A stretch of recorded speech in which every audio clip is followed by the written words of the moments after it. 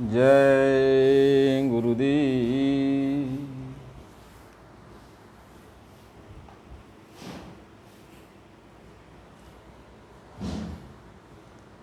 परम पुरुष गुरुदेव जी, जय गुरुदेवय नाम। अलख यज्ञ की पार में स्वामी तुम्हें प्रणाम।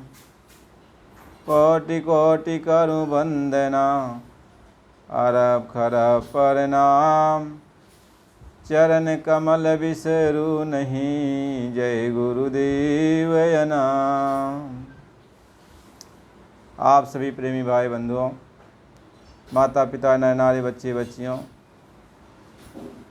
सबको सादर जय गुरुदेव। हम सब लोग गुरु महाराज जी को याद कर रहे हैं और मालिक ने समय समय पर जो हम सबको संदेश अपना सुनाया है, सत्संग वचन सुनाए हैं, उस पर हम लोग विचार कर रहे हैं। आज का ये सत्संग है कि आत्मा किस मार्ग से निकलती है तो उसको फिर दोबारा शरीर में आना जाना नहीं पड़ता है। देखो, शरीर में 9 दरवाजे हैं जिसको पिंड कहते हैं। दोनों आँखों से नीचे जो 9 दरवाजे हैं इसको पिंड कहते हैं। महापुरुषों ने इसको नीचे का द्वार कहा, पिंड का द्वार कहा। इसमें जो है इस रास्ते से, पिंड के रास्ते यानी 9 दरवाजे में किसी के भी रास्ते यदि आत्मा निकलती है तो वह भ्रमती है। जैसा जिसकी उसकी आशा होती है, आशा के मुताबिक उसका वास होता है। तो महापुरुषों ने इस दरवाज़ों को खारिज कर दिया और जहाँ 10वां द्वार की बात है, यानी उसके ऊपर 9 दरवाज़ों के ऊपर जहाँ पे आत्मा की बैठक है, उसको 10वां द्वार कहते हैं। उसको आज्ञा चक्र कहते हैं। माताएं बहनें जहाँ बिंदी लगाती हैं, पंडित लोग टीका चंदन लगाते हैं, वह स्थान 10वां द्वार कहलाता है। वह आज्ञा चक्र है और आत्मा उसी स्थान पर बैठी हुई है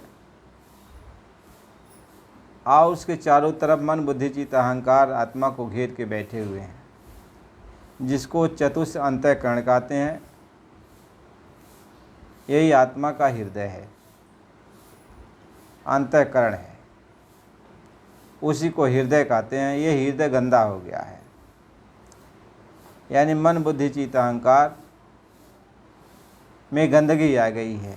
यानी वो जो अंतःकरण है, अंदर का जो हृदय है, जो आसमान है, वो गंदा हो गया है, वो गंदा हो गया। अब जिस स्थान पे आत्मा बैठी है उसको 10वां द्वार कहते हैं। आत्मा की जहाँ बैठक है उसको 10वां द्वार कहते हैं।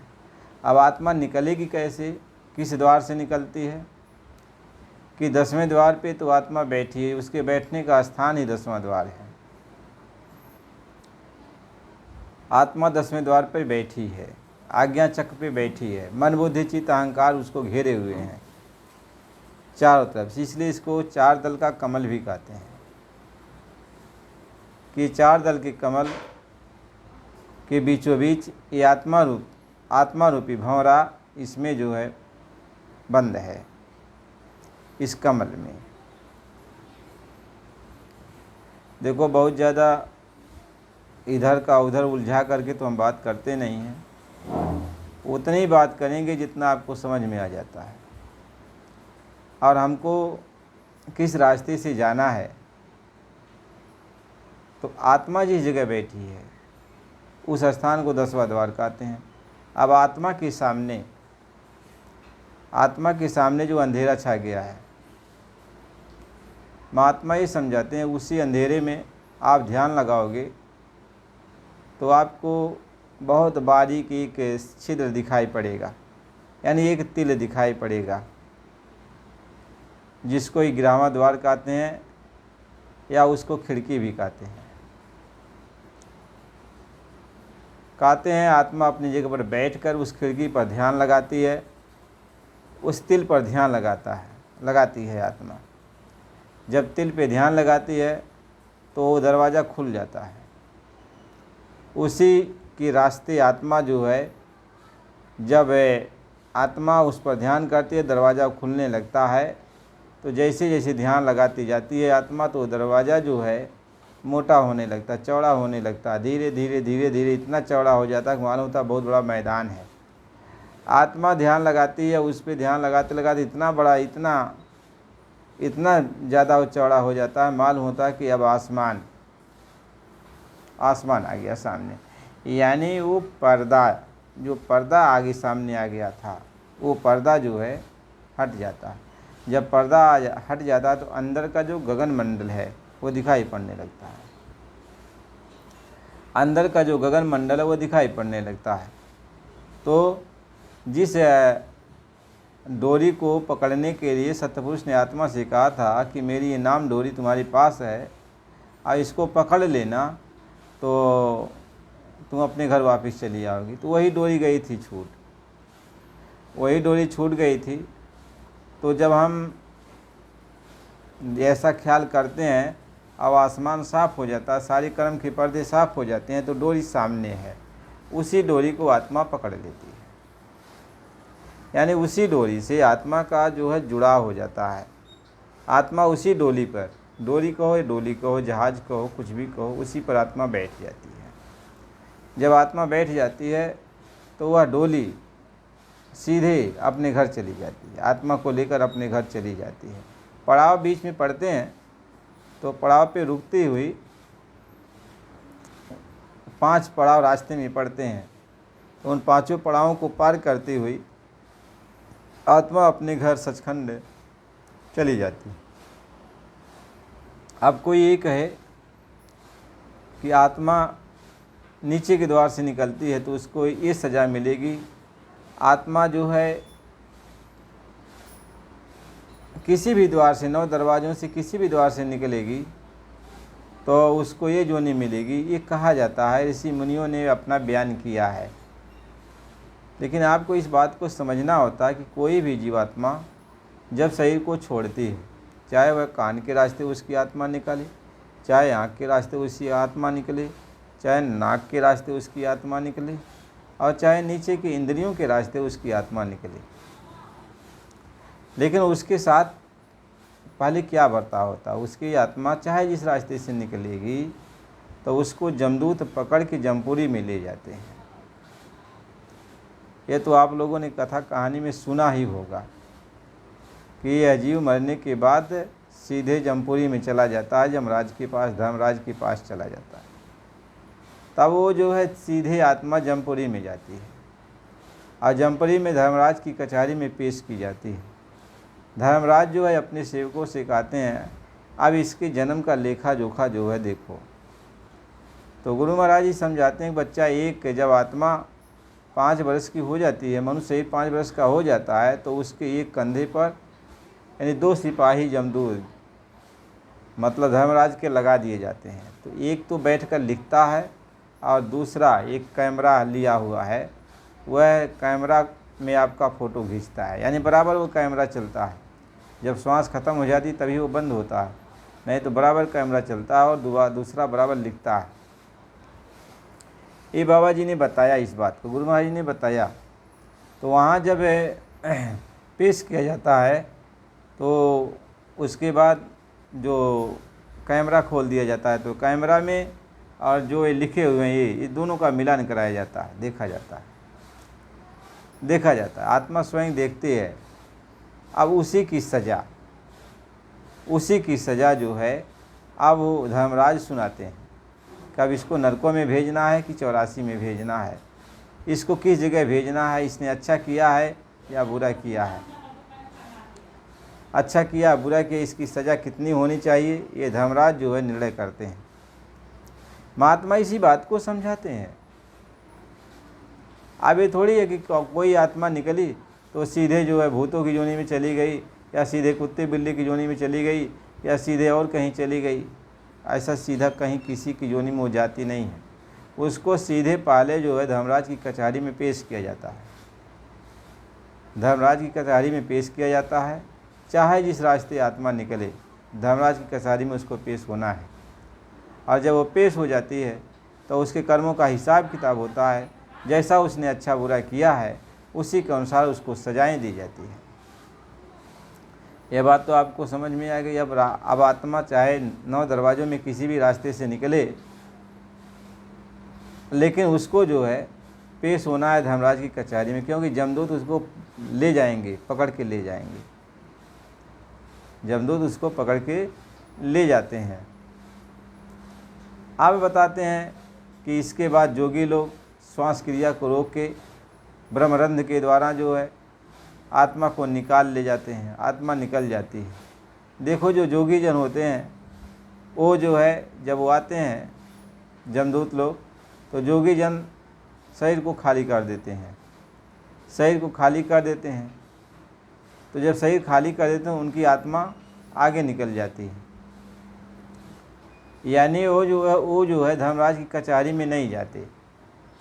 वो धर्मराज की कचहरी में नहीं जाते जोगी जन। वो जब समय आता है तो सीधे जो है अपनी आत्मा को शरीर से निकाल ले जाते हैं। लेकिन शरीर से जब निकाल ले जाते हैं तो वो सीधे स्वर्ग में चले जाते हैं। स्वर्ग आदि लोकों में वो चले जाते हैं। तो वो स्वतंत्र होते हैं। उनका देवी देवताओं का शरीर होता है, वो स्वतंत्र होते हैं। अब वो घूमते टहलते रहते हैं, घूमते टहलते रहते हैं। महात्मा इसी बात को समझाते हैं। अब उनके कर्मों के अनुसार वो जितना अच्छा कर्म किए हैं, तप किए हैं, उसी के अनुसार उसको स्वर्ग आदि लोकों में सुख दिया जाता है कि आप यहाँ अब इतना तप किए हो, तपस्या किए हो, तो आप इतना आप सुख भोगो, सुख भोगो। तो लोग अंदर बहुत सारे ऐसे सुख के लोक बनाए गए हैं। तो वहाँ आत्माएं चली जाती हैं जो अपने शरीर से अपनी आत्मा को निकाल ले जाते हैं। जमदूतों के हवाले वो नहीं जाते। ऐसे बहुत सारे ऋषि मुनि, पीर पैगंबर और या देवी देवता बहुत सारे आए इस धरती पर, जिन्होंने अपनी आत्मा को निकाल लिया। अब लेकिन वो रहते हैं यहीं पे, देर सवेर फिर मानव शरीर उनको मिलेगा। जब वो स्वर्ग का सुख भोग लेंगे, अपने कर्मों का जो तपस्या किया है उसका फल जब भोग लेंगे तो फिर उनको मानव शरीर मिलेगा। और मानव शरीर में पूर्व जन्म की बात याद है तो सज्जन बन के रहेंगे, फिर भक्ति भाव करेंगे तो कभी न कभी मालिक की दया कृपा हो जाती है और उनको शब्द भेदी कोई संत सद्गुरु मिल जाते हैं। एक कभी न कभी हो ही जाता है। तो महात्मा इस बात को समझाते हैं। लेकिन सद्गुरु के चेताए हुए जीव वो किस रास्ते से निकलते हैं? आप देखो, सबसे बड़ी बात यह है कि आत्मा जो है 9 दरवाजे के ऊपर बैठी है। आपको इतना मालूम होना चाहिए। जब इस बात को आप जान जाओगे तो जब 9 दरवाजे के ऊपर आप भी बैठे हो तो आपको नीचे उतरने की ज़रूरत ही कहाँ है। जब आप 9 दरवाजे के ऊपर 10वें ही दरवाजे पर आप बैठे हो तो नीचे उतरने की ज़रूरत ही क्या है।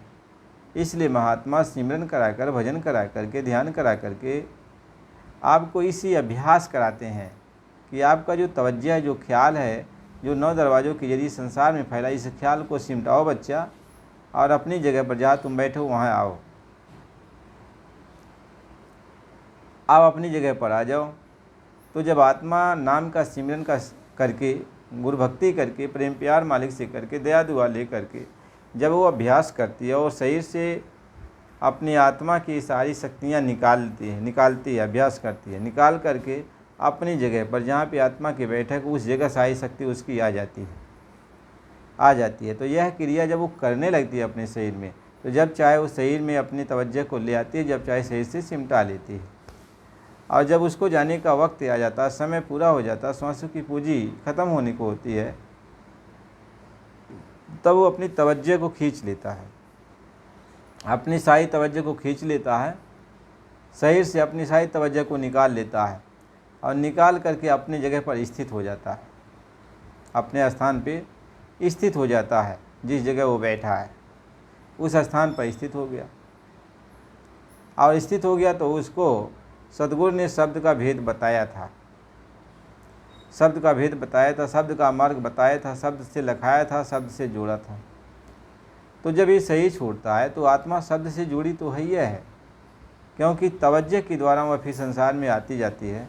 तो तवज्जो उसने अपना सिमटा लिया दुनिया से, संसार से, शरीर से, तो तवज्जो सिमटा लिया, अपना ख्याल सिमटा लिया। और जब वह वक्त आता है तो शब्द से आत्मा जुड़ी है, तो शब्द के साथ वो अपने घर चली जाती है। आत्मा शब्द को साथ, शब्द के को पकड़ के, यानी गुरु को पकड़ के अपने साथ वापस अपने घर चली जाती है।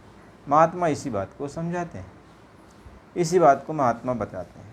चाहे आप 10वां दरवाज़ा कहो, चाहे आप 11वां दरवाज़ा कहो, चाहे 12वां दरवाज़ा कहो, चाहे 13वां दरवाज़ा कहो, चाहे 14वां दरवाज़ा कहो, चाहे 15वां दरवाज़ा कहो, ये आपकी अपनी बात है, अपनी बात है।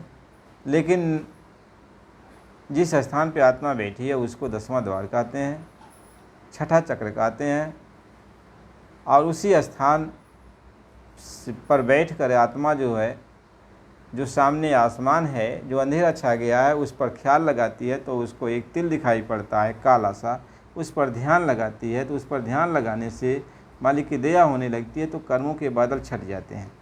जब कर्मों के बादल छट जाते हैं तो उस जगह जहाँ ध्यान लगाई है तो वहाँ तो पहले खिड़की नज़र आती है, खिड़की के बाद जो है दरवाज़ा नज़र आने लगता है, फिर दरवाज़ा के बाद जो है मैदान नज़र आने लगता है, फिर मैदान के बाद आसमान नज़र आने लगता है। यानी सब सारी पाप बादल जब हट जाते हैं तो सीधे गगन मंडल यानी स्वर्ग मंडल दिखाई पड़ने लगता है।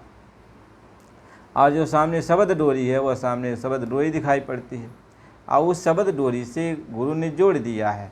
तो जैसे ही आप सही से अलग होते हो, शब्द आपको अपनी तरफ खींच लेता है, और खींच करके वो शब्द जो है अपने साथ घर सचखंड अनामी धाम पहुँचा देता है। महात्मा इसी बात को समझाते हैं। इसलिए महात्मा ये समझाते हैं कि ज़्यादा वाद विवाद कहने से, ज़्यादा तर्क वितर्क करने से बात जो समझ रहे हो वो भी उलझ जाओगे। ये करो, करनी करो। महात्मा जो कहते हैं कहने के लिए उस काम को करो, नहीं तो उलझे तो उलझ जाओगे।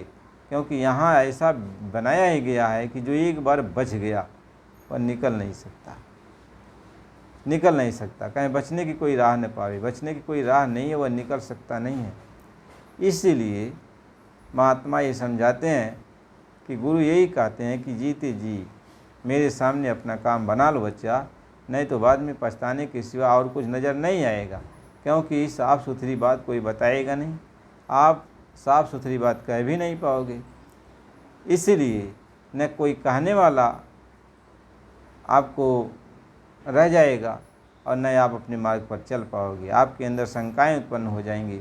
इसलिए गुरु महाराज जी बराबर कहते करते कि मेरे सामने अपना काम बना लो, नहीं तो बाद में पछताओगे। कोई बताने वाला तो मिलेगा नहीं, सबको अपनी अपनी लगी रहती है, तो कोई बताने वाला मिलेगा नहीं, तो फिर आगे हो जाएगी दिक्कत।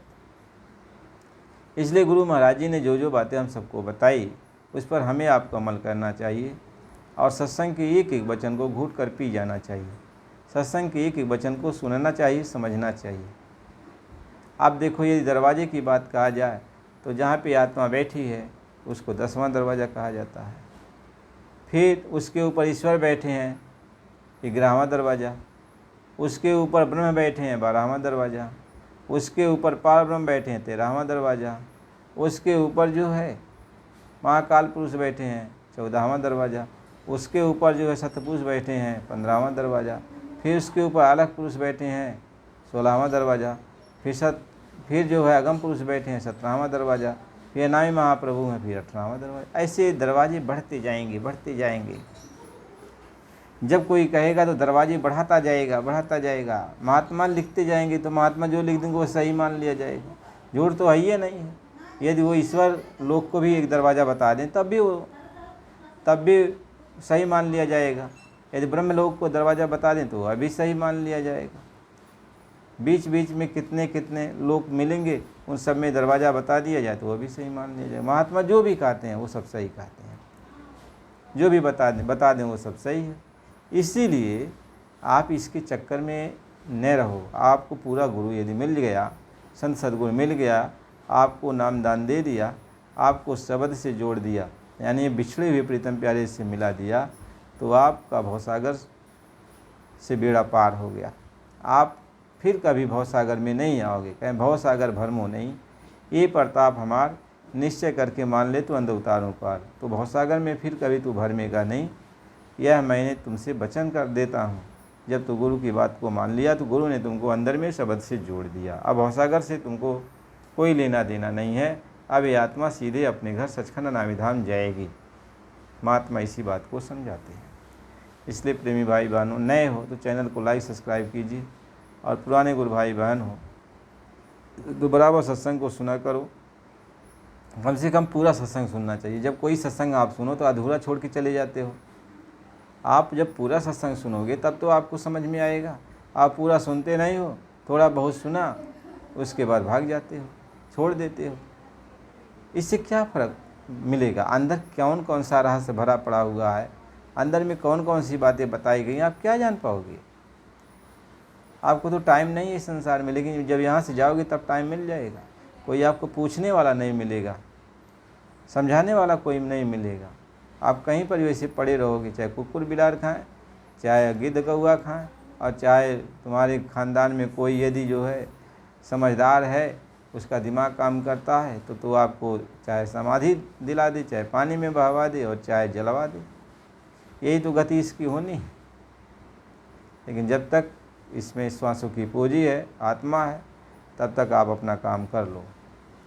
यही बुद्धिमानी है। भक्ति भाव भजन कर लो, अंदर में मालिक को देख लो, अंदर में शब्द गुरु को देख लो, तसल्ली हो जाएगी। जय गुरुदेव।